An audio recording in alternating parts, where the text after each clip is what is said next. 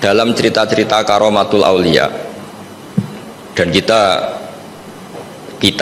yang nekuni ilmu itu kita percaya lah. Soal yang nggak percaya ya monggo, ini karena tidak tek Quran dan hadis.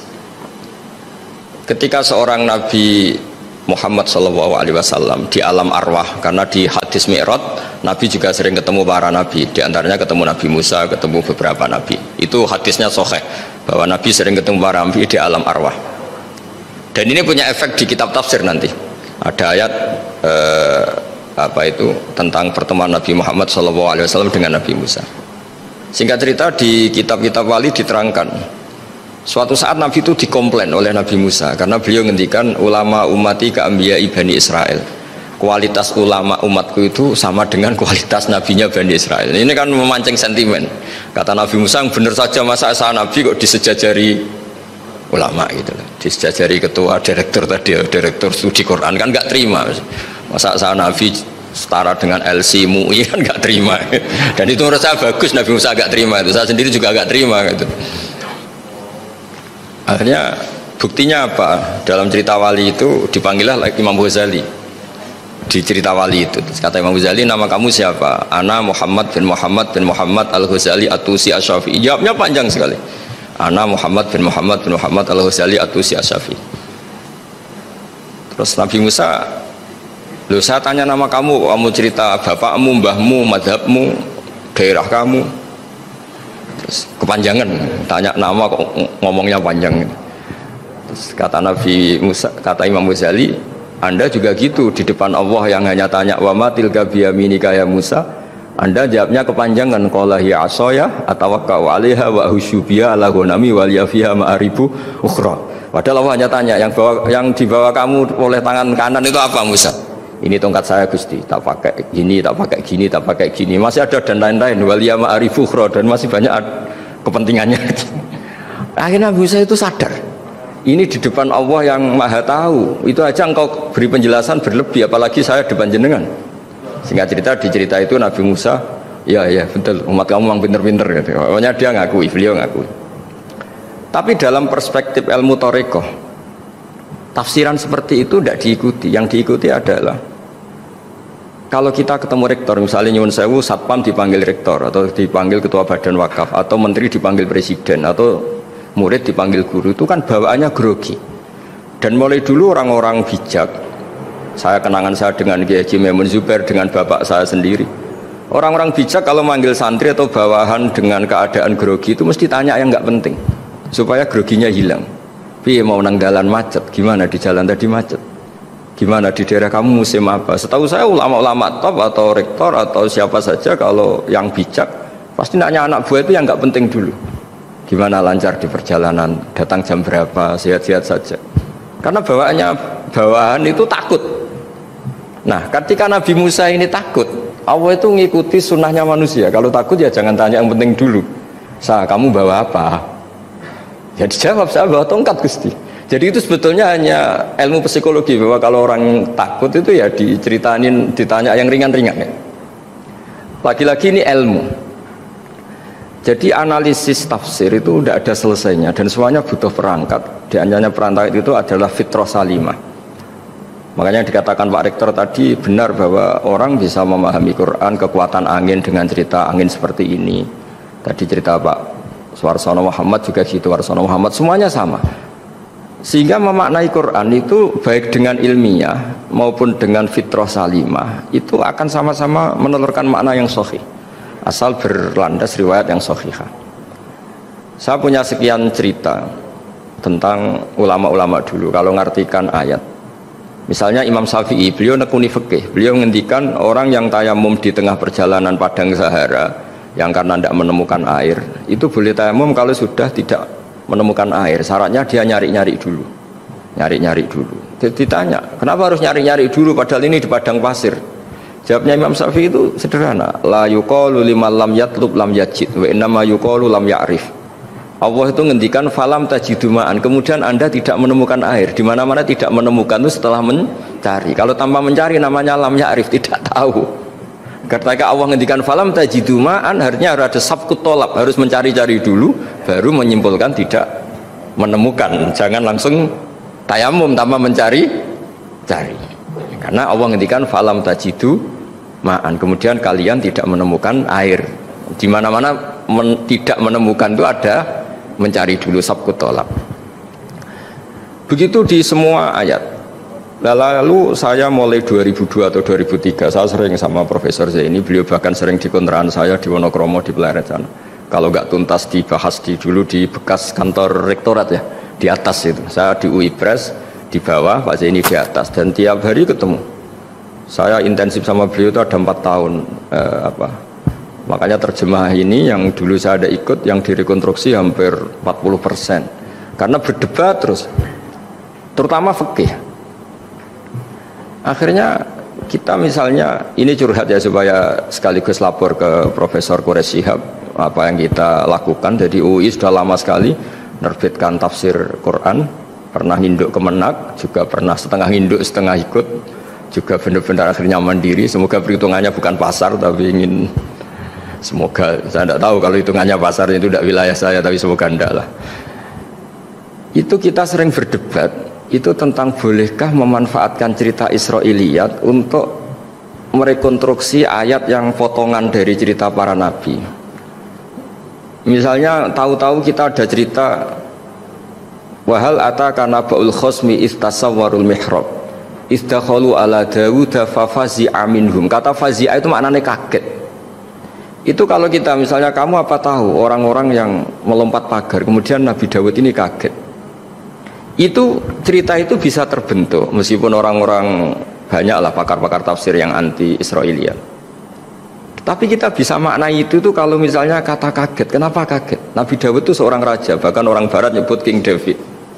Beliau punya 7 lapis pengawalan dan khusus kamar pribadinya itu tidak siapapun, tidak ada yang bisa masuk.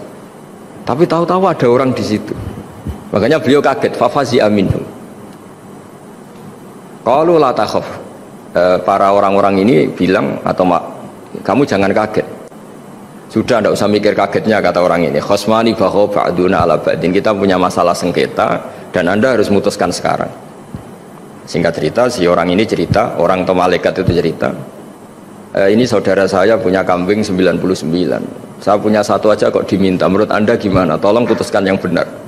Abu Dawud langsung marah. Wah, kamu tuh dolim betul. Sudah punya 99, minta yang 1. Kamu dolim betul, ngawur betul kamu. Oke, sudah deal gitu, sudah putus. Orang ini senyum-senyum santai terus hilang. Ternyata itu para malaikat. Terus wadonna Dawudu annama fatannahu fastaghfara rabbahu wa kharra raki'a wa anab. Di banyak cerita Israiliyat itu Nabi Dawud itu istrinya 99. Tapi kurang lengkap, kayak nggak ada yang seperti itu. Jadi walhasil di cerita itu ada Imro'atu Uria terkenalnya itu, yang Nabi Dawud itu kepikiran menikahi itu. Sehingga cerita akhirnya Uria ini meninggal, akhirnya dinikahi Nabi Dawud. Akhirnya beliau istighfar karena merasa salah. Saya masih ingat ketika Profesor Zaini, ketika tak tanya, kenapa sudah punya 99 masih ingin yang 1? Gak ada yang seperti itu. Jadi namanya bawaan rakus manusia itu tetap aja gak ada yang seperti itu. Nah pertanyaannya, bolehkah puzzle ini ya kita rangkai dengan cerita Israiliyat? Yang Israil ini bisa iya bisa enggak, kata Nabi zaman Sugeng, la tusaddiquhum wa la tukadzibuhum. Kamu ya jangan bilang iya, jangan bohong karena dari cerita-cerita Israiliyat. Tapi jangan juga bilang takdzib, bilang mendustakan, jangan-jangan benar. Nah, kita yang nekuni tafsir itu bingungnya ya. Makanya saya tadi sebenarnya bilang Pak Fajar bingung itu kalimat madhin itu muji. Memang bagusnya orang ilmuwan itu bingung. Kalau ilmuwan PD itu udah ilmuwan namanya, orang nekat itu. Ilmuwan itu harus satu teori diuji dengan teori yang lain, diperbandingkan terus menyimpulkan saat ini saya memutuskan demikian. Tapi entah suatu saat itu khasnya ilmuwan karena dia harus mikir terus itu. Masih banyak yang seperti itu. Akhirnya ya kita nafsiri ya pokoknya kalau orang sudah punya 3 kok minta yang punya 1 ya rakus lah gitu aja sudah. Apa itu peristiwa perempuan, apa peristiwa harta, peristiwa jabatan. Jadi kalau sudah punya jabatan 1 kok ingin jabatan yang lainnya anggap saja rakus itu aja. Terus lalu itu simbol. Makanya ini terus pertanyaannya, ini apakah simbol ibaratun anman itoma, bahwa Allah nggak suka toma, atau memang itu fakta? Nah hal-hal seperti itu yang kita terus menekuni. Kemudian yang ketiga misalnya kita ini sebagai cucu yang kurang baik. Setiap kita pidato cerita dosanya Nabi Adam diusir dari apa? Surga. Dan saya itu orang yang insya Allah disayang Nabi Adam. Saya termasuk cucu yang baik. Di mana-mana saya cerita Nabi Adam itu keren meskipun diusir dari surga. Karena Nabi Adam itu diusir dari surga itu bukan karena dia kepencut sajaratul khuldi. Itu enggak. Jadi ceritanya gini. Kata Allah, Adam kamu boleh makan apa saja kecuali satu pohon ini. Kamu jangan makan buahnya. Nabi Adam nurut. Nah terus banyak kiai yang cerita gara-gara dirayu istrinya, terus akhirnya cerita wis jenenge wong lanang mau kampesane wong wedok itu. Kata istrinya, Tuhan yang bener aja, masa semuanya boleh kok satu aja gak boleh. Cara lomo gak menisan gitu, cara Jawa itu ya kalau sudah semuanya boleh, yang lebih mewah pun boleh kok ini satu gak boleh ini. Paling itu iseng maksudnya, sudahlah dicoba aja. Nah karena Nabi Adam itu merasa nggak nyaman, ada yang diredaksikan fa'akala itu makan. Tapi kalau makan tidak juga karena nggak nekat, karena beliau merasa tidak nyaman. Makanya sebagian diredaksikan dzaqo itu ngicipi saja karena nggak nyaman. Sehingga lafat akala dimaknani dzaqo juga dimaknani akala dalam konteks ini. Nah, tapi di tafsir Ibnu Katsir diterangkan kata kuncinya itu bukan di akala atau dzaqo, tapi waqa sama huma inni lakuma laminan nasihin. Jadi Nabi Adam itu ketemu iblis, setan. Terus iblis ini bilang, wallahi demi Allah, larangan itu sudah dicabut dan sekarang Anda boleh makan itu. Atau apalah sumpahnya iblis merayu itu. Ketika Allah tanya, ya Adam kenapa kamu makan sajaratul khuldi padahal sudah saya larang. Ini hebatnya Nabi Adam, waqa sama huma. Wa izzatika ya Rabbi, ma adzunnu anna ahadan yaklifu bika kadziban. Wa izzatika ya Rabbi ma adzunnu anna ahadan yahlifu bika kadziban. Misalnya saat kita punya teman yang biasa bohong dengan kita. Oke, biasa bohong kita tidak percaya. Tapi kalau teman itu bilang gini, kamu dipanggil rektor. Misalnya saat santri kamu dipanggil Mbah Maimun. Bawaannya orang takut karena bawahan tadi. Itu pasti tidak ngecek lagi meskipun yang cerita ini orang bohong, biasa bohong. Tapi ini dipanggil rektor, dipanggil ketua badan wakaf, ketua yayasan badan wakaf. Kan pikirannya tuh waduh. Mendingan coba-coba lah daripada bawaannya itu mesti tidak mikir langsung. Nah, ketika nama engkau disebut ya Allah, ketika nama engkau disebut, wallahi saya ini benar kata iblis. Saya tidak kepikiran wa izzatika ma adzunnu anna ahadan yahlifu bika kadziban. Saya tidak pernah mengira ada seseorang atau makhluk siapapun yang ketika menyebut engkau kemudian dia bohong. Mencatut nama presiden itu buat orang fasik kan ya takut, nyatut nama rektor buat orang nakal pun takut. Apalagi ini nyatut nama Allah, ini Allah sudah bilang kamu boleh makan ini. Barokahnya jawaban itu sumastabahu rabbuhu fataba ali wahada. Nabi Adam saat itu juga jadi al-mujtaba, dia orang pilihan. Nah, ini saya termasuk cucu yang baik karena meneruskan cerita sampai sempurna ini. Jadi mohon para kiai, para balik yang cerita Nabi Adam dosa itu mohon tobatlah, kasihan tuh mbah kita anu ceritakan dosa nih. Dosa kalah beong wedok semacam-macam lah itu kasihan lah. Bacanya harus urut. Wa asa adamu rabbahu fahuwa tapi tsumma jtabahu rabbuhu fataba alaihi wahda. Jadi lengkap lah, jangan cerita dosanya tok terus disimpulkan mbah kita aja dosa apalagi kita sudah salah ngambil dalil dipakai justifikasi gitu. Nah, hal-hal seperti ini itu kita sering debat sama Pak Zaini ya, debat-debat ilmiah karena kita yang ada ayat potongan-potongan tadi itu tidak bisa merangkai kalau tanpa memanfaatkan dengan tanda kutip itu memanfaatkan kisah-kisah Israiliyah karena bawaannya ini panjang. Saya beri contoh lagi, kalau bal sawatat lakum anfusukum, misalnya siapa bawaannya Nabi Ayub, Nabi Yusuf, Nabi Yakub. Nabi Yakub itu dirayu oleh anak-anaknya. Sudahlah Yusuf itu kita ajak main. Singkat cerita walhasil karena mereka punya niat buruk, Nabi Yusuf itu dibuang di di sumur. Kemudian mereka datang waja'u abahum isya ayyabkun. Qalu ya abana inna dhahabna nastabiqu wa tarakna Yusufa inda mata'ina fa akalahu dhi'ab. Ya kita ini main dah, tapi ketika di hutan kemudian Yusuf dimakan serigala dan mereka pura-pura nangis. Wajah wabahum isya ayyabkun, dia datang pura-pura nangis. Dan terus abahnya bilang, wah ini rekayasa kamu. Qala bal sawalat lakum anfusukum amro. Pasti ini rekayasa kamu. Nah, kata rekayasa di sini itu kita mikir loh, kok ujuk-ujuk Nabi Yakub bilang rekayasa itu gimana? Tapi barokahnya konstruksi cerita-cerita tadi kita tahu. Yaitu tadi nggak ada kejahatan yang apa? Sempurna. Terus mereka kan latohu saubahu bidamin. Mereka itu melumuri bajunya Nabi Yusuf dengan apa?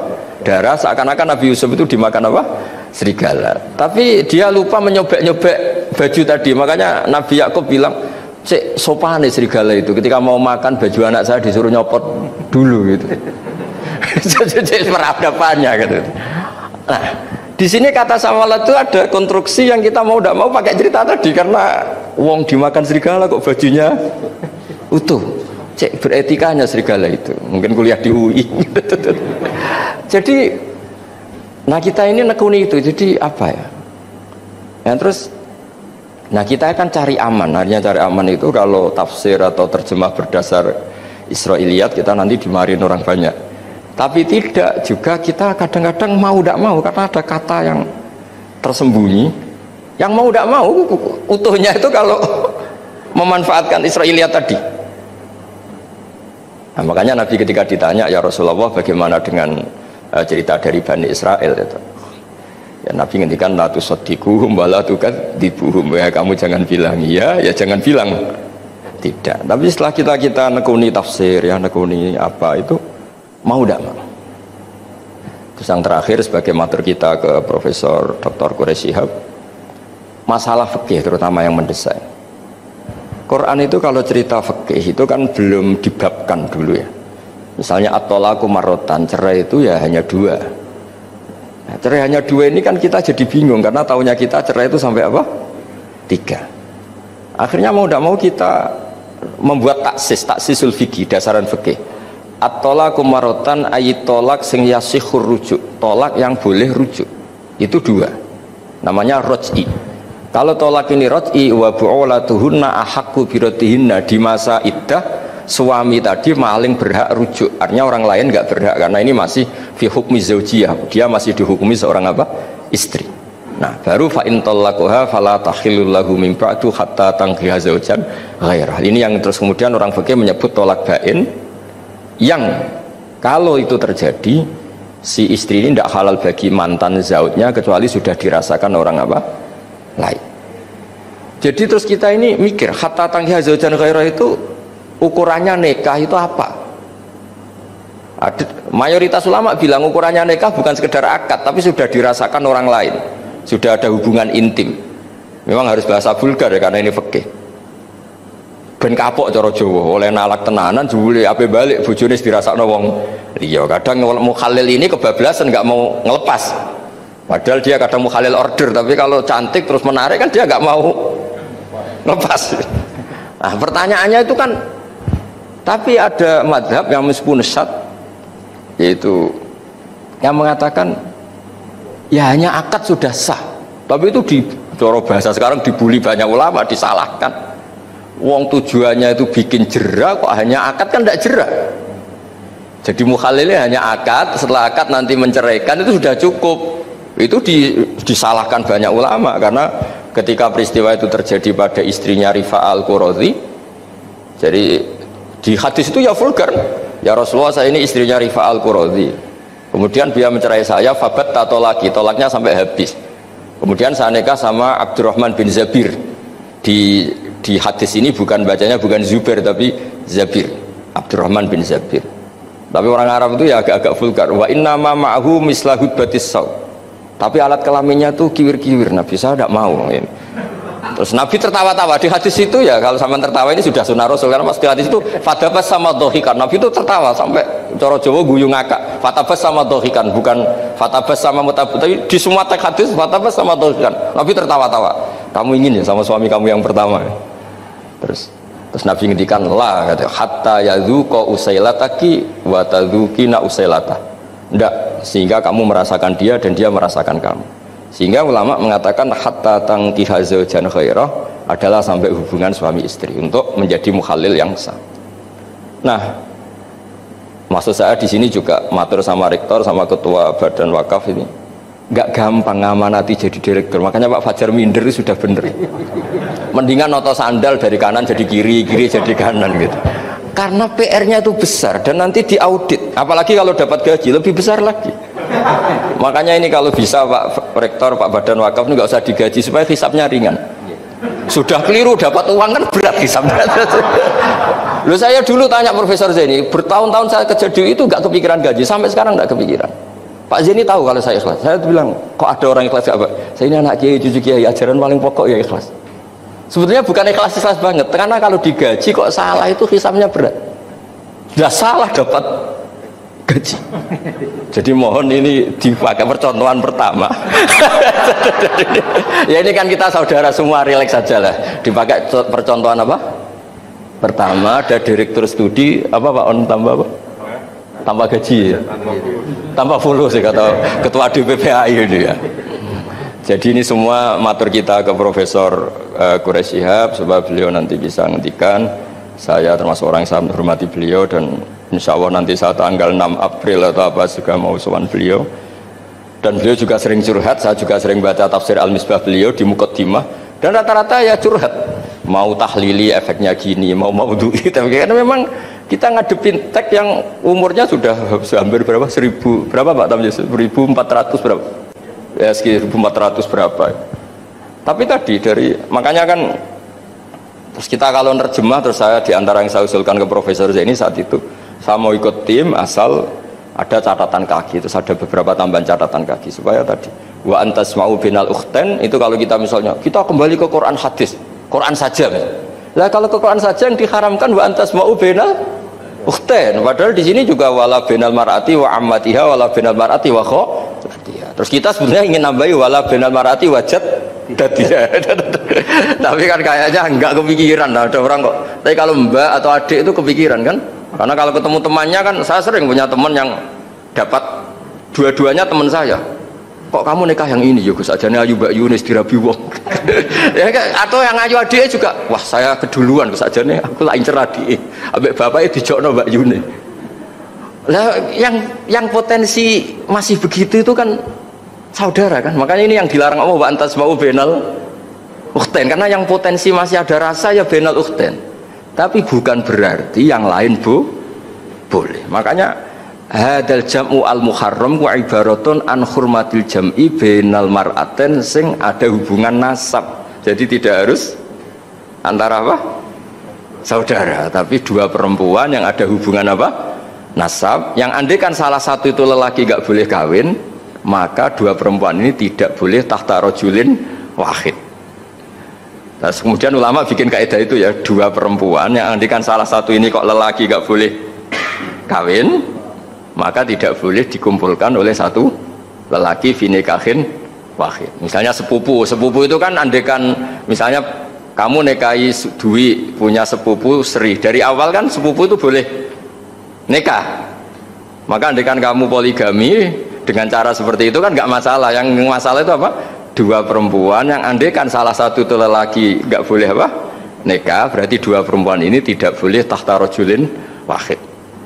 Artinya binal ukhtain ini dianggap ibaratun angkada. Kalau dalam bahasa Balaghah disebut itlaqul ba'di wa iradatil kul. Yang disebut sebagian tapi maknanya utuh. Nah, hal-hal seperti itu memang berat. Makanya ini direkturnya sudah nyerah itu. Tapi lebih gampang nyerah lagi kalau nggak dapat gaji. Karena kalau nyerah tok gajinya diterima itu kayaknya gimana gitu. Nah ini tidak gojlok tapi etika ya. Ini urusan etika.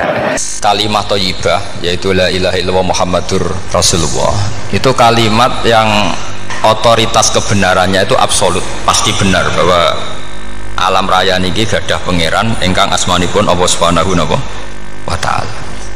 Tapi pengamalan niku, pengamalan la ilaha illallah itu harus ditalkin, diajarkan oleh orang yang spesialis ya, orang yang benar-benar mempunyai maslak. Maslak itu cara sampai kepada Rasulullah Shallallahu Alaihi Wasallam. Kalau tersemut ketika Mbah Mun sering ngendikan ihdinas siratal mustaqim siratal ladzina an'amta alaihim. Terus uniknya di surat Fatihah itu Ya Allah, tunjukkan kami ke jalan yang benar. Itu bukan sirotoka, jalan jenengan, tapi sirotol ladzina an'amta. Saya masih ingat betul ketika Mbah Mun ngendikan Allah itu mboten saged ditiru. Wong Allah mboten dahar, mboten ngombe, mboten tidur. Sing saged ditiru niku nggih padha-padha manusa, sehingga disebut ihdinas siratal mustaqim siratal ladzina. Maka dalam disiplin ilmu sanad itu sampai ada kalimat ekstrim, man ta'alama bila syekhin fasehuhu seton. Itu tidak main-main ya. Artinya ketika orang lain menuduh dunia kiai katanya terlalu kayak kerajaan kecil, santri tidak pernah ngeritik, itu keliru. Sebetulnya memang aturan ilmu itu diantaranya untuk ilmu agama itu harus pakai apa? Sanad. Bukti ini apa? Ihdinas siratal mustaqim siratal ladzina an'amta alaihim. Jadi untuk mengikuti jalan Allah niku harus mengikuti jalannya orang-orang yang telah engkau beri nikmat. Telah itu artinya finish. Finish itu artinya sudah meninggal. Saya masih ingat betul kalimatnya Mbah Mun, kalau kamu mengikuti orang, kalau ingin kebenarannya permanen, yang sudah meninggal. Potongan-potongan soleh dadakan ngeten kan nggak meyakinkan. Pas ngaji gayanya kayak wong soleh, engkau mulai kumat meneh, soleh meneh, kumat meneh, itu kan nggak meyakinkan. Istighfar gini nangis, karek nonton dangdut gini nyesal. Terus apa ya, nggak jelas no? Terus gak kasil maksiat ya nyesal, gak kasil toat gitu nyesal. Itu nanti ikut partai wa akharuna atarafu bidunubihim kholatu amalan sholihah wa akharuna sayyi'ah. Jadi orang-orang zaman akhir itu nyampur aduk antara kebaikan dan keburukan. Kayak sampean sering sholat saf awal itu ya baik, tapi ya ono sombongi. Maksudnya ono sombongi, kowe iku sapa wani kok ngarep. Maksudnya itu ya ribet kan. Makanya ada wali jadi wali itu karena kalau sholat itu di belakang. Alasannya aku izin mbek pangeran, sawane kok ngarep. Jadi ilmu itu macam-macam. Bapak Rian sering dawuh, nak ana wong istiqomah ngimami masjid itu ya apik. Tapi nak keseringan ya perkarane ambisi mau digenti. Jadi istiqomah itu nak keterusan itu ya dadi ambisi. Mulane gak jelas ngimami masjid terus itu istiqomah apa mau digenti. Artinya apa? Hidup ini gak jelas. Justru gak jelas itu bagus karena ketok menusane, napa? Ketok menusane. Sehingga dalam ilmu fikih itu lucu. Kalau cerita wali-wali top, Abdullah bin Umar niku semadzhab dengan Abdullah bin Abbas. Mboten seneng urip teng tanah haram. Ketika banyak ulama, banyak sahabat seneng hidup di tanah haram, alasannya sholat di tanah haram itu seperti 1000 napa? Sholat. Tapi yang dipikir beliau bukan sholatnya, maksiat di tanah haram juga lipatannya sama. Maka rumahnya Abdullah bin Umar itu pas yang perbatasan. Nak sholat bojone ning tanah haram, nak tukaran metu. Jadi ono area tukaran itu dikondisikan steril. Jadi masyhur itu. Jadi beliau nak lagi mesra mbek bojone wiridan teng tanah haram, nak tukaran metu sik. Baru tukaran. Secara meyakinkan karena sehingga kita di Indonesia sebenarnya punya sisi yang luar biasa karena kita tidak maksiat di tanah haram. Jadi bisa saja kita ini orang keren karena tidak pernah maksiat di tanah haram. Walaupun saya tahu kaji atau umroh tambah keren karena nggak pernah maksiat di. Karena banyak juga orang yang nangis di Masjid Haram jebule ngenes. Samunaki sing elek bojoku tok. Rawong Turki wayu, wong Pakistan wayu. Bareng roh bojone elek wireng pesek. Terus nangis, ya Allah, samunaki sing elek kok bojoku tok. Nah, berhubung wayah haji dikira itu religius, napa? Akhirnya sing wedok gak terima. Samunaki ganteng kabeh sing elek kowe tok. Makanya di haji itu pangeran nyindir faman faradha fihinnal hajja fala rafatha wala fusuqa wala jidala fil hajj. Itu pakai fi ku ing dalem. Jadi potensi maksiat kalau kaji itu fi. Justru pas haji itu pas potensi maksiat. Wong tenggene matof niku nggon tawaf niku.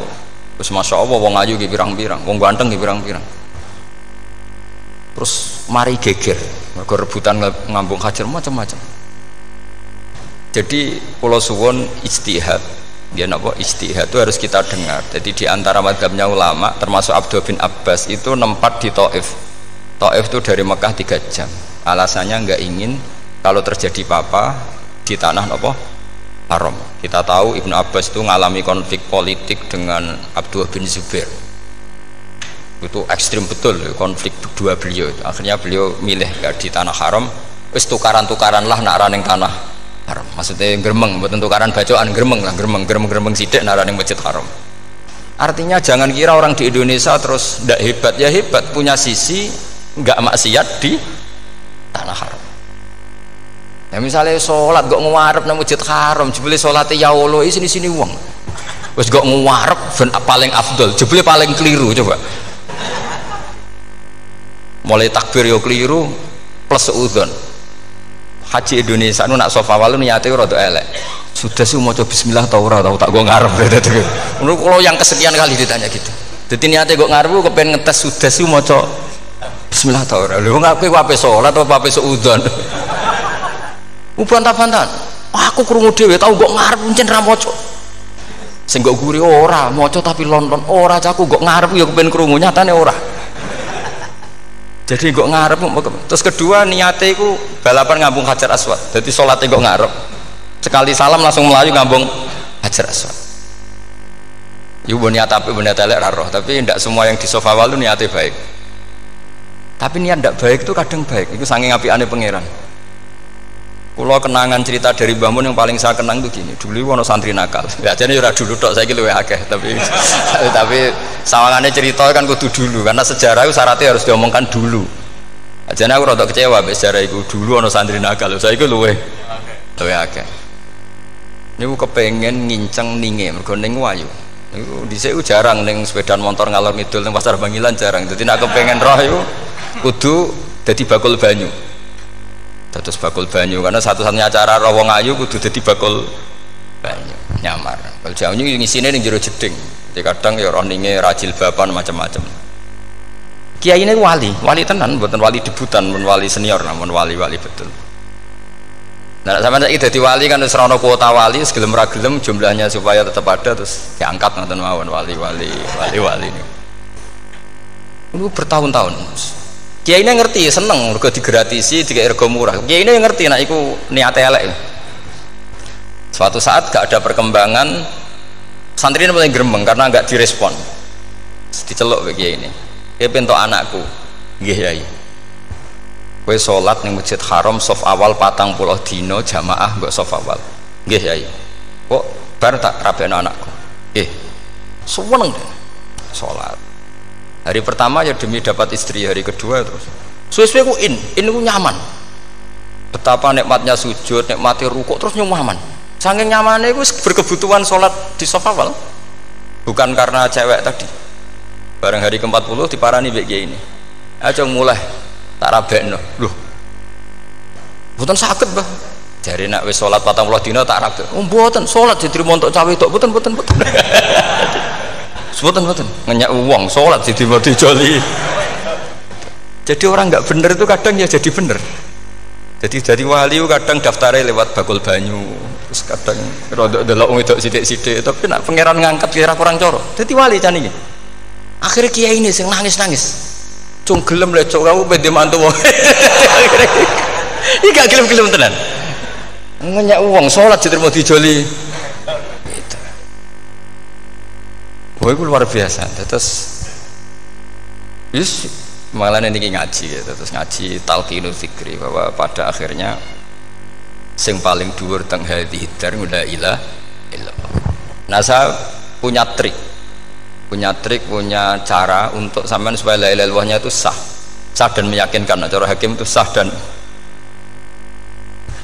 kitab yang sering dibaca Mbah Mun diantaranya untuk kalimat itu kitab Zadul Ma'ad. Iku nak nerangno la ilaha illallah niku luar biasa. Itu kitab kesayangannya Sayyid Abdul Al-Haddad. Beliau ngendikan di antara kitab kesukaan beliau selain Ihya itu kitab Zadul Ma'ad. Itu beliau kalau ngendikan bihadihi ya, maksudnya bihadil kalimah ussisatis samawati wal ardu. Jadi langit bumi dibikin.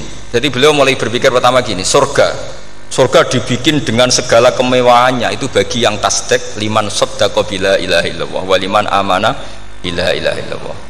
Neraka yang dibikin sebegitu ekstrim sampai anak wong dicemplungno ngenteni 70 tahun lagi ceblok. Wah, itu ora kebayang carane gawe. Entakno bego kan itu.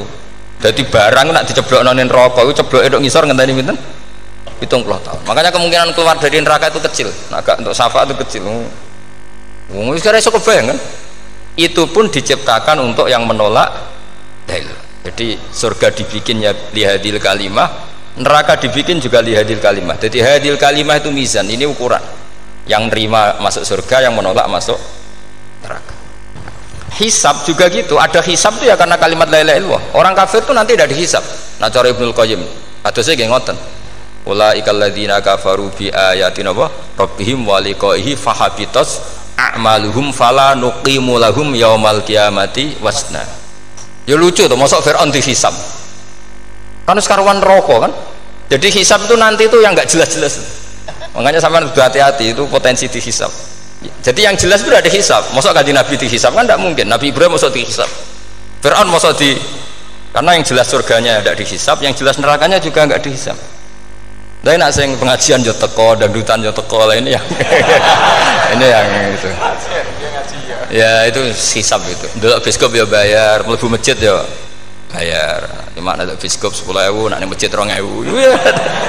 Itu ya hisab itu nanti.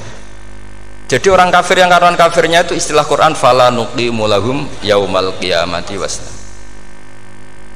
Nah, artinya ada hisab juga tolak ukurnya la ilaha illallah. Terus wabihadil kalimah bu isatir rasul, karena kalimat ini rasul diutus untuk melatih la ilaha illallah. Jadi kalimat ini luar biasa. Tapi setelah jadi tahlil terus yang mau coba ngantuk, terus jumlahnya kakean kan, terus akhirnya gak sakral. Akhirnya la ilaha dikomentari suwi temen. Pemenang nak sing mimpin tahlil wong tuwek terkenal suwi, lagi tahlil dipimpin mbah niki sing mburi mesti sambat wah suwi mesti. itu kriminal kita, itu kesalahan kita. Kalimat yang harusnya jadi tolok ukur surga neraka itu ukurannya kalimat itu, kemudian kita nganggap kalimat itu sebagai kalimat yang apa problem. Itu aja sampai ya. Makanya kalau suwon sing mimpin tahlil aja suwi-suwi lah. Istilah ilal ping 3 hadir terus bareng. Nanti niku semua ijazatnya hanya 3 kali itu kok udah dipirang-pirang niku. Tapi nak la ilaha illallah tolong gak hadir ya tak baleni neh dadi 6. Kok gak hadir? Jebule ping 1000 pun ndak hadir. Lah ini yang masalah.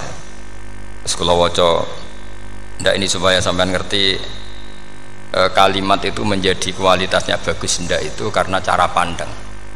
Itu tadi kalau sampean mikir surga dibikin semewah itu dengan fasilitas bidadari secantik itu, semuanya kelas A, itu ya bagi yang menerima la ilaha illallah. Neraka dibikin se ekstrim itu juga bagi yang nolak. Jadi ini kalimat pembeda, makanya kalimat tuh hakin alaiha nahya wa alaiha namun. Terus wabiha atau alaiha ini jazah gini usumnya usum wabiha atau alaiha tren ini gini wa alaiha atau wabiha nupas wa alaiha enggak yang di sini umumnya alaiha nahya wa alaiha namut wa alaiha atau wabiha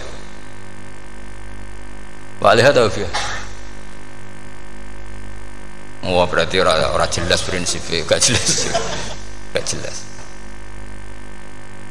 Jadi kalau suwon Mbah Mun sepuh-sepuh niku fi akhiri hayati nu sering maos talqinu zikri, karena memang beliau ingin di akhir hayatnya juga kita semua nanti di akhir hayatnya semuanya min ahli la ilaha illallah Muhammadur Rasulullah. Dan itu dimulai dari sesuatu yang sangat-sangat ilmiah. Yaitu tadi dimulai kenapa surga dibikin untuk sing iman la ilaha illallah. Kenapa neraka dibikin untuk yang menolak la ilaha illallah. Kemudian Rasul diutus untuk melatih la ilaha illallah. Nanti ada azab ya karena menolak la ilaha illallah. Ada maghfirah karena yang terima la ilaha illallah. Makanya istighfar, kalau cara oleh ijtihad niku istighfar itu setelah la ilaha illallah cara kula oleh ijtihad. Di beberapa Indonesia itu thariqah punya istighfar dulu baru la ilaha illallah. Tapi banyak ulama yang berpendapat dibalik, la ilaha illallah dulu baru. Karena istighfar itu didengar Allah itu setelah tauhidnya benar. Ini cara madzhabnya Abul Hasan apa? Asyadili, yaitu fa'lam annahu la ilaha illallah baru wastaghfir li dzambika ai li hadil kalimah. Karena orang bisa dimaafkan itu berdasar kalimat la ilaha illallah. Misalnya begini ya, orang kafir itu kafir terus sampai 70 tahun, sekali melafatkan la ilaha illallah itu yughfar lahum ma qad salaf. Jadi kullil ladzina kafaru iyantahu yughfar lahum ma qad salaf. Artinya orang kafir itu belum pernah tahlil, belum pernah istighosah, ya belum pernah istighfar, tapi sekali melafatkan la ilaha illallah secara sah langsung yughfar lahum ma qad salaf. Berarti dulu mana la ilaha illallah sama istighfar untuk kepentingan dimaafkan Allah? La ilaha illallah cara madzhab Abul Hasan Asyadili, karena alasannya wong kafir sing kafir wae tanpa istighfar, asal kalimat la ilaha illallah benar langsung yughfar lahum ma qad salaf.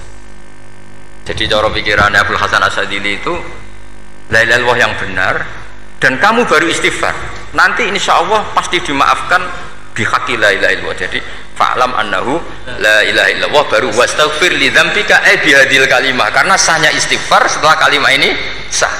Itu orang kafir yang kafir berpuluh-puluh tahun itu langsung diberi bonus sama Allah yughfar lahum ma qad salah. Nah, ukuran iyan tahu pakai apa coba? Hei para wong kafir, nak kowe mendo sangka kekafiran, ukurannya pakai apa? La ilaha illallah. Sekali la ilaha benar langsung yughfar lahum ma qad salah. Makanya ketika ya Ja'far Shadiq, Sayyid Ja'far Shadiq, beberapa lama arja ayatin fil Quran adalah qulil ladzina kafaru iyantahu yughfar lahum ma qad salah.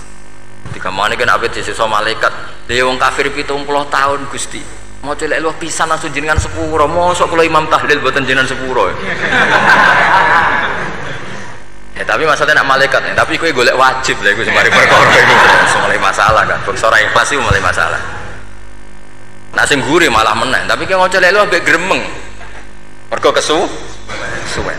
Dan nak kesuwen wong gremeng sing dosa sing tahlil apa sing gremeng? Sing tahlil ya melok dosa mergo kesuwen, sing gremeng dosa wong kalimat thayyibah kok digremengi. Nah, terusno sing ngundang ya melok dosa pisan ribet kan. Ya ora ono fikih ngene ya ora ono. Maksudnya kula cerita daripada rawan dosa ya mendingan la ilaha illallah sing ora gremeng. Carane piye? Sing mimpin ya sing fasih sing cepet. Yen insyaallah. Oh teng desa kula anggere muni tahlil ben Gus Bak suweneng kabeh, mesti cepet, dijamin mesti cepet. Kalau sering ngomong, aku cepet lah luwih mandi sing suwi. Mergo suwi mari dosa gremeng lho, perkara. Nah kiai-kiai kan do sungkan mek kula. Nah teng adat masyarakat kan nggih sampai Gus sampai anak kiai kan sungkan dadi kiai-kiai sing tua-tua akhirnya melok cepet. Dan ini harus dielmoni. Saya ulang lagi ya. Sebetulnya dalam thariqah Syadziliyah itu la ilaha illallah dulu baru istighfar. Alasannya apa?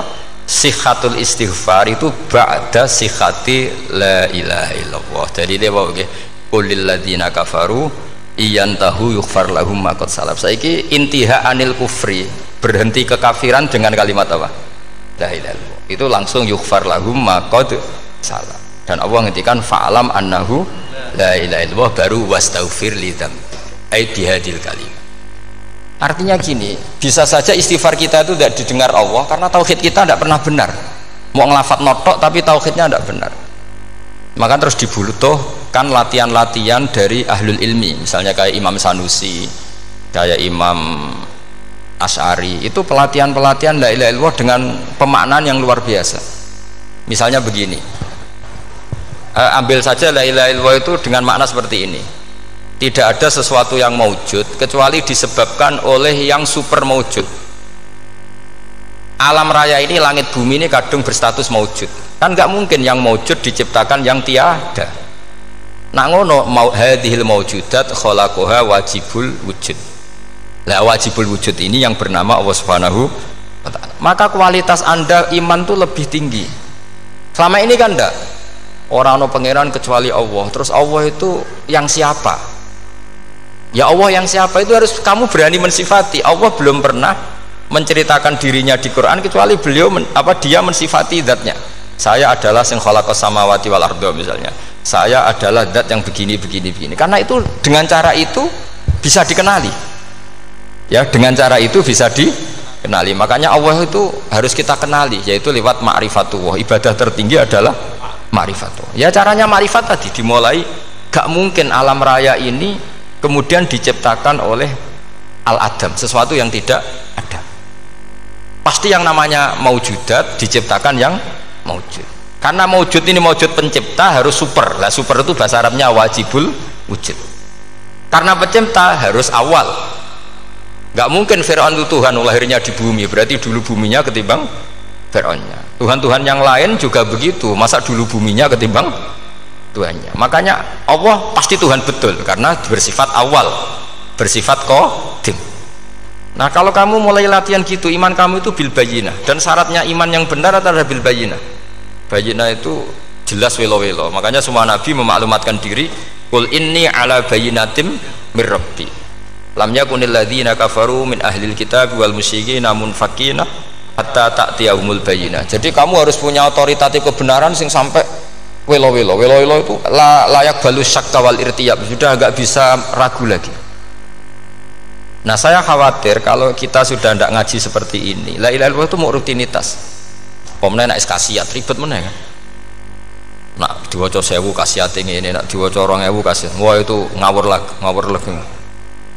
Saya itu kemarin ketemu banyak orang pintar lah di Jogja. Itu saya cerita, mereka tanya saya, Gus kenapa engkau jarang berdoa? Saya bilang saya itu sering berdoa, cuma mungkin anda tidak tahu kata saya.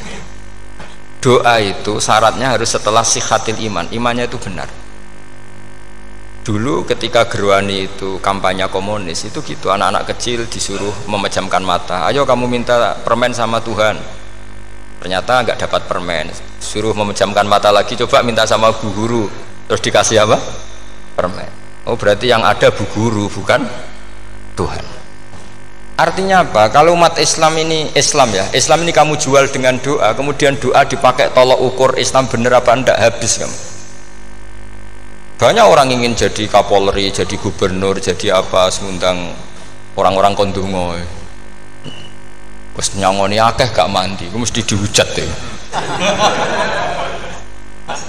Dan sing donga yang ngerti nek ora mandi, potongan wong seneng duit itu kan insyaallah ora mandi lah kan kira-kira gitu. Jadi korbannya itu Islam kalau terus-menerus doa yang dipakai apa? Transaksi. Maka doa itu nomor 2 atau 3, nomor 1 itu ya iman tadi, ma'rifatullah itu nomor 1. Bukan doa, karena kalau doa dijadikan nomor 1 takutnya itu dipakai ukuran.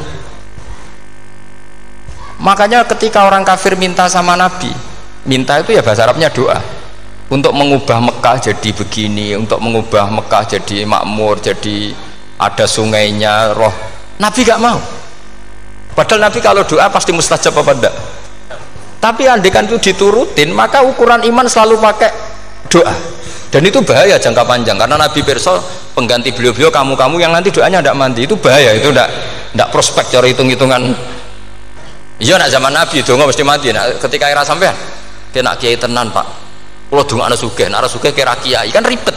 Mungkin dhewe kiai ora sugih kan ribet kan. Maka kita sebagai ulama itu punya hitung-hitungan. Nah beda dengan pakai ma'rifatullah. Misalnya begini, ini contoh paling gampang. Orang kafir itu dulu mengukur kebenaran Muhammad, mereka tentu manggilnya Muhammad. Muhammad, kalau kamu mengklaim bahwa orang mati bisa hidup lagi, coba mbah-mbah kamu yang sudah mati bangunkan. Kalau bisa berarti kamu benar, kalau ndak ya ndak.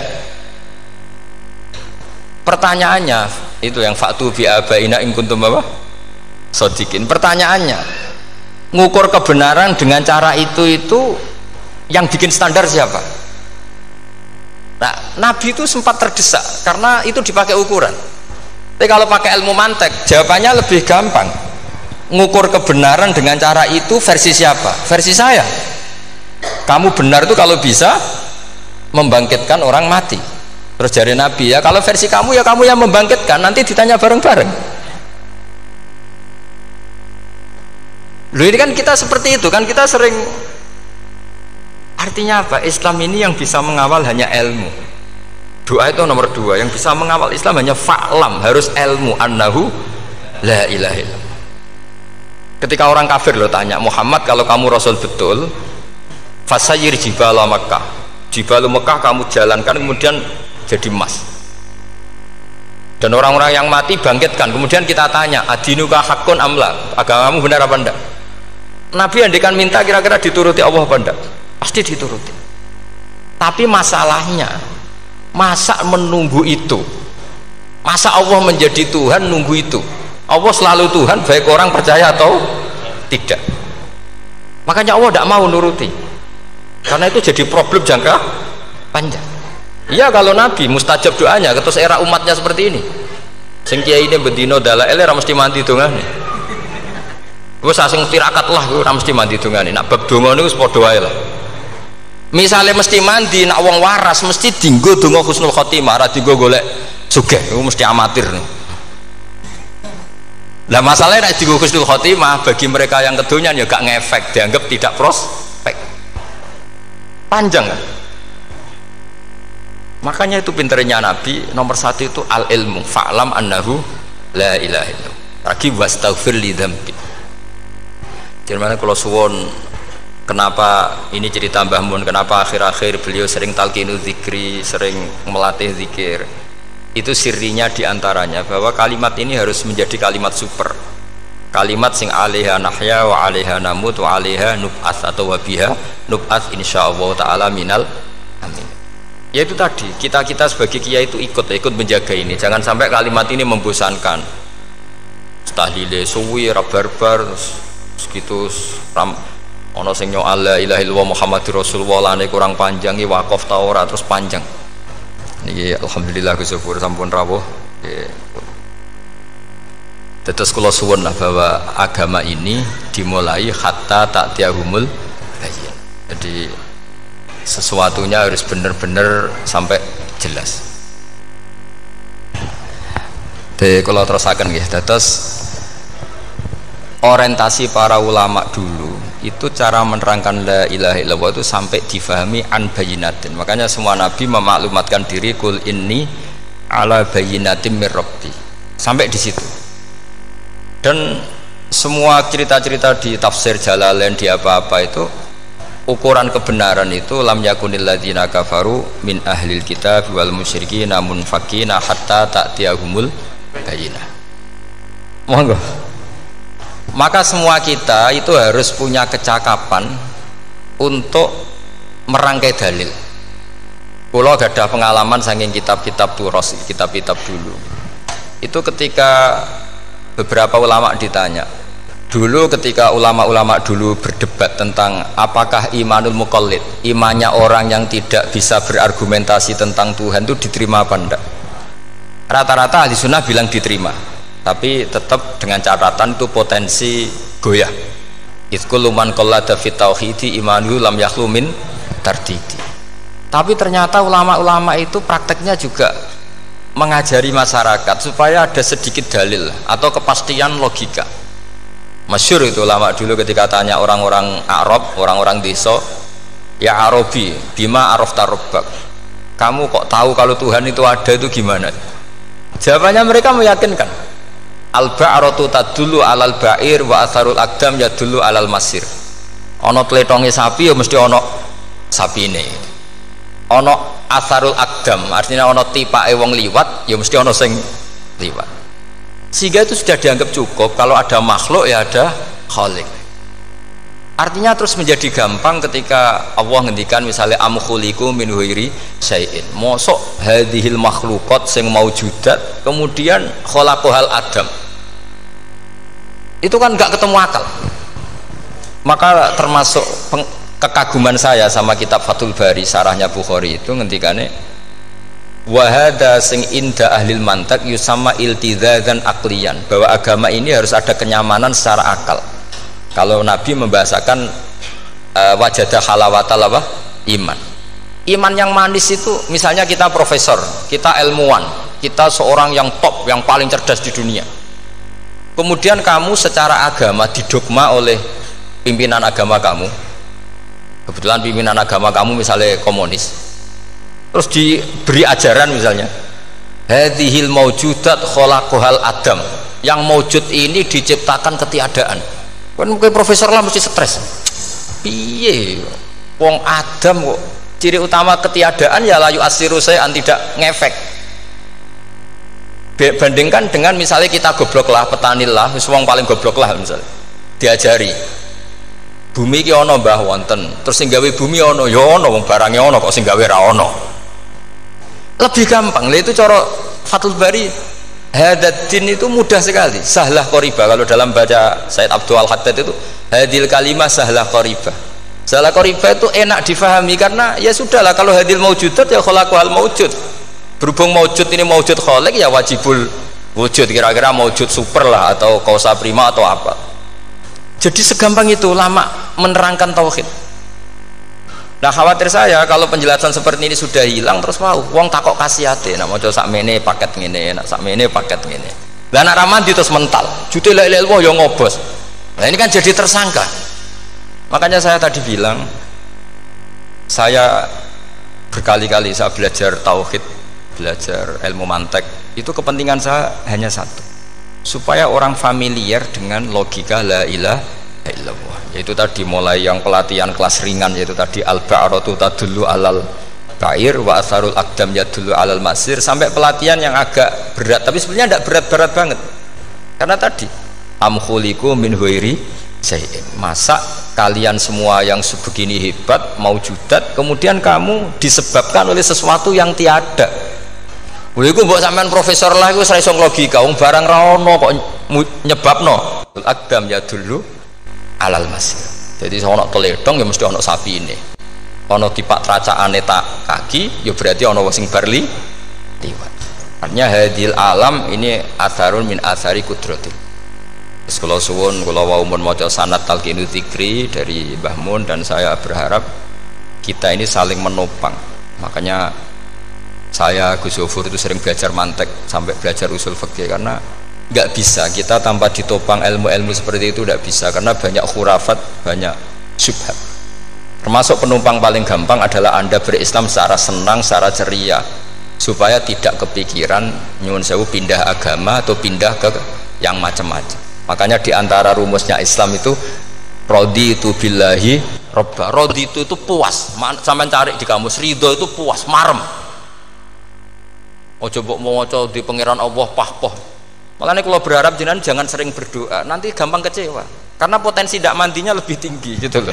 Jadi pokoknya seneng pangeran. Pangeran ku sapa sing gawe langit bumi, sing ngekek oksigen ora usah bayar. Sing aku elek lah ya payu rabi. Nyifati pangeran sing wis terjadi lho. Ora usah bayangno. Wah aku njaluk dadi bupati ya ora njaluk sugih ribet. Lho kula kecelok wong alim, mboten nate nyifat donga nemen-nemen. Sing wis kliwat ya. Ngaku ya wong narukan nyatane payu rabi. Umumnya wong di mobil kula di mobil. Umumnya wong bingung ya sering melok bingung. Sudahlah, sudah pokoknya. Lho kok sampean kok ora top ya coba. Wong melarat sekolah ya ora tamat, ya tetep oleh menghirup napa oksigen. Presiden seneng dadi presiden, kowe ngopi untuk utangan ya wis semeneng. Semula ra diusir bojo ya wis semeneng. Sebenarnya seneng itu gampang. Mbok yo nyifati pangeran sing wis gampang-gampang lah, kayak di Quran itu nyifati Allah itu alhamdulillah alladzi atamani wa saqoni, aku melarat lah nyatane kelar mangan. Ya sudah yang gampang-gampang. Lah sampean ndak kakian donga ben sugih. Kula bolak-balik cerita, kula nanti dolani wong elek. Rayu elek sowan kula. Kula kenangan terbaik saya dadi kiai gini. Gus kula dongakno dadi sugih. Tenane, Mbak? Nggih, tak critakno. Nak bojomu iku sugih. Sing pertama ditoto apa? Omah Gus ya, omah ditoto. Suwe-suwe mobil ditoto Alfa. Terakhir sing dievaluasi ku sampeyan. Omah wis apik, mobil wis apik, sing elek apa? Bojo. Mesti sampean kena evaluasi. Iku wis mesti ya. Akhirnya Srasito ke Srasito. Jadi kula nu nate bully tiyang terbaik lah. Kenangan saya terbaik jadi kiai ini gini ku. Akhirnya iya Gus. Kan gak mungkin omah suwapi, mobil suwapi. Coba yang kamu evaluasi apa tuh? Mulai artinya sudah lah, tidak usah kepengen itu dikurangi lah. Hubungan kita dengan Allah itu mensifati itu insya Allah pasti lebih indah. Ya misalnya kita Islam ya alhamdulillahilladzi hadana li hadza ma kunna linahtadiya laula. Sudah, tapi sekali sampean mikir tak rewangi Islam ya mesti mlebu swarga. Oh mesti kena was-wasi setan, tak jamin. Tak rewangi salat ya mesti swarga. Tapi nak sampean alhamdulillahilladzi ja'alana minas sajidin wasyakirin aman. Maka alhamdulillah itu kalimat paling keren. Makanya da'wahum fiha subhanakallahumma wa tahiyyatuhum fiha salam wa akhiru da'wahum anil hamdulillahi rabbil alamin. Jadi semuanya ngoten. Surip ora usah kakek njaluk, karena potensi ndak mandi itu tinggi. Sampean ndak kutub, ndak ahdal, ndak abdal, ndak apa saja. Yes donga wis umume wong-wong lah. Dunya hasanah fil akhirati hasanah wa qina adzabannar. Hasanah mbok piye artine pokoke hasanah. Pokoke hasanah fil akhirati ya hasanah. Nek ora iso hasanah ya rabi cawito jenenge hasanah pokoke sementing. Karena kula niku pengalaman dadi kiai, suangger wong kok kakean donga mesti kakean ngeluh. Ya karena potensinya tidak mandi. Jajal sama ndonga apa jajal? Selama ini kan njuk mapan yo ora tau mapan. Njuk sugih yo rakus. Wis diparing cara pangeran wis maringi jebule sampean ingin lebih. Makanya saya mohon sekali, jadi hubungan dengan Allah itu nomor satu itu syukur. Syukur itu di atas takwa. Di Quran itu ada fattaqullaha la'allakum tashkurun. Jadi takwa itu supaya ke derajat syukur. Karena tadi lah, cobalah dilatih. Saya pernah ngecek orang yang sekarang dugem menikmati maksiat dengan orang yang takwa mensyukuri tidak maksiat, itu nikmatnya itu masih tinggi nikmatnya orang yang syukur karena berhasil meninggalkan maksiat. Makanya kamu yang syukur, bengi-bengi seradih duit ning kamar wudu, bariku ngelamun cucu esuk. Yes, alhamdulillah gak maksiat. Sekarang usah bayangno terus tahajud, qiyamul lail iku wis para habaib, para ulama wis ra makome lah seperti itu. Suka ramakome. Tangi turu seradahan tempiring wis alhamdulillah. Pokoke sing gampang-gampang ya. Dan itu memang ajarannya Nabi. Jadi Nabi itu kalau bikin ajaran itu orang sing asbaha aminan fi sirbi sesuai mu'afan fi badani indahu kutu yaumi faka'an nama khizat lahu dunya bi khadafiriha. Jadi bayangkan ini man asbaha aminan fi sirbi ngontrak ya ora diusir sing di omah, kumpul mertua ya ora diusir mertua, kumpul bojo ya ora diusir bojo, aminan fi sirbi mu'afan fi jasadis urip nak guyu do banter wis bengak-bengok indahu kutu yaumi dina iku iso mangan iki fakaan nama khizat lahu dunya bi khadafiri anggap ae kowe itu sak donya. Lha wong paling sugih gawe kolam renang paling 5 meter persegi kowe ndelok laut renang sak kapoke. Pokoke urip sing gampang itu kok senengane repot to, senengane repot. Pokoke kula kepengin niku jenengan syukur lah pokoke lho nggih malah niki pokoknya niki kampanye syukur lah pokoknya. Karena tadi coba yang biasa donga-donga itu dikurangi lah, syukurnya dulu yang lho sampean tak arani doa yang mandi itu dimulai apa? Asana Allah. Tinggi mana doa dengan syukur? Syukur Nabi itu kalau berdoa itu nyifati Allah panjang sekali. So, alhamdulillah hamdan katsiran terus wa hamdan wa fi ni'amahu wa yukafi masjida ya rabbana lakal hamdu kama yanbaghi lil jalali wajhika azim sultanik la nuhsi sana'an 'alaika anta kama athnayta 'ala nafsik antal muqaddim wa antal muakhir. Wus panjang. Sampean kan gak muqaddimah suwidi. Dongane sing dawa. Wis gak dia 13. Kalau kan sering maos ikhya itu kalau muji pangeran itu sampai lupa Imam Ghazali saking panjangnya.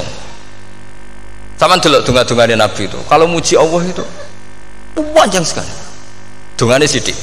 Nak jenengan muqaddimah alhamdulillah rabbil alamin sampai angob pas donga ya Allah ya Rabbana temenanan sudah gak dia tiga itu. Jadi saya mohon sekali bahwa agama ini harus bifarohin wasururin. Kalau donga yang paling kalau kenang sama Mbah Mun gini wis farihina muna amin semuanya kita itu pokoknya seneng. Makanya kalau suwun lah pokoknya beragama terus seneng. Rodi itu bila roba rodi itu kalau anak maknanya marem lah marem di pangeran Allah itu marem. Kata Sayyidina Ali lah kafani izzan antakuna li robban wa kafani fakhran an akuna laka abdan pun gustin tek bangga kula dadi manusa mergo pangerane jenengan. Ya cara di pangeran Fir'aun kan yo ribet wae wis mati tenggelam dadi ton terus wa kafani fakhran an akuna laka abdan kula nu seneng banget mergo dadi kawulane jenengan. Misalnya jadi kawulane presiden ya iso coplok, kawulane menteri kadang ketangkep KPK, kawulane wong sugih kadang bangkrut, ribet kan.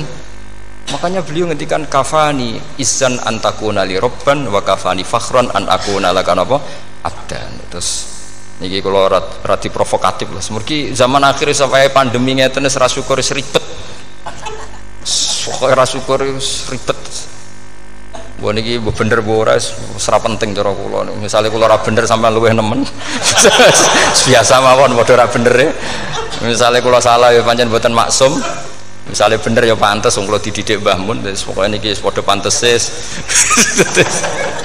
Maksudnya santai mawon biasa mawon. Nah pancen sampean luwih bener timbang kula nggih tetep salah kan. Terus tetep salah kan. Masa wong bener kok diomongi sing ora bener, berarti malah sampean ya bagian dari tidak benar itu sendiri. Pun ngoten awan. Assalamualaikum warahmatullahi wabarakatuh.